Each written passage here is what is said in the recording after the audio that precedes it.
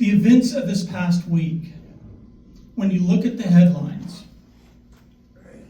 school shootings, there's a hotel manager in Dallas that was beheaded just because there was an argument with an employee over a washing machine. The Ukrainian refugee, Irina Sarutska, she was killed just for no reason. And then, of course, Charlie Kirk.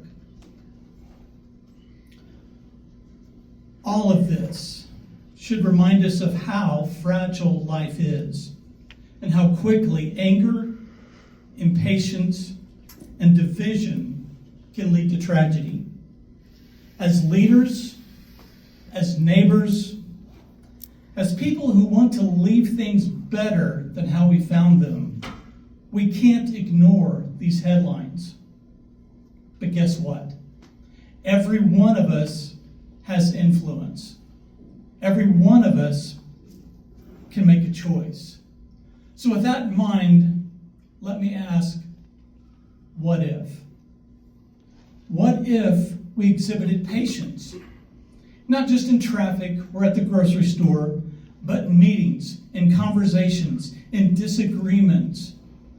Patience slows things down long enough for wisdom to show up. Proverbs 14:29 says, people with understanding control their anger. A hot temper shows great foolishness. What if we chose not to be offended? So much of our culture runs on outrage. Being offended is a choice. And when we refuse to take the bait, we actually take the power out of the moment. Proverbs 19:11 says, sensible people control their anger, their temperature. Let's start over. Sensible people control their temper. They earn respect by overlooking wrongs.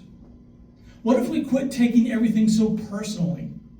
Sometimes it's not about us at all. Letting go of personal ego allows us to see solutions more clearly. What if we change the degrading way we talk to each other? Words shape culture.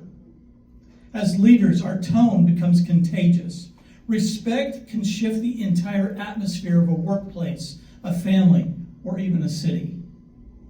Ephesians 4:29 says, when you talk, don't say harmful things, but say what people need.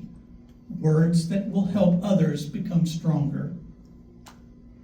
What if we focused on what we have in common? Division is easy. Finding common ground takes effort, but it builds trust, momentum, and hope.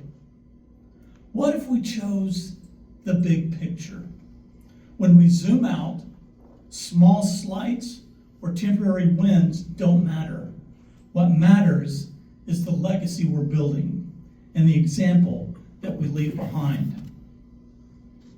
We're all broken people trying to fix broken systems with broken solutions.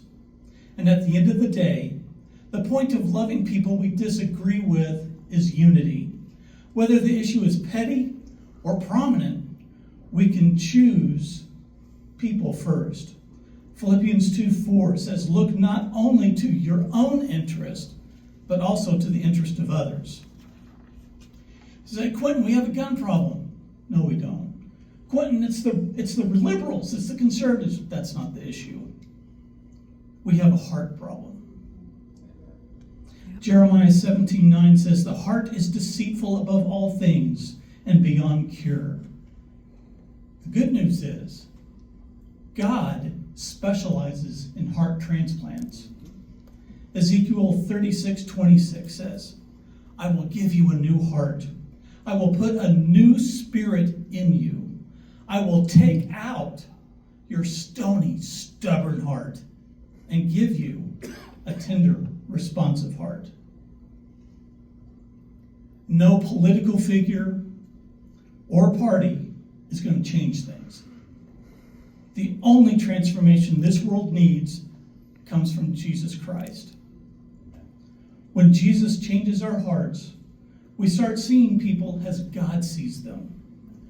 We love our enemies instead of demonizing them. We seek unity instead of division. we build bridges instead of walls. John 15:13 says, "Greater love hath no man than this, that he lay down his life for his friend."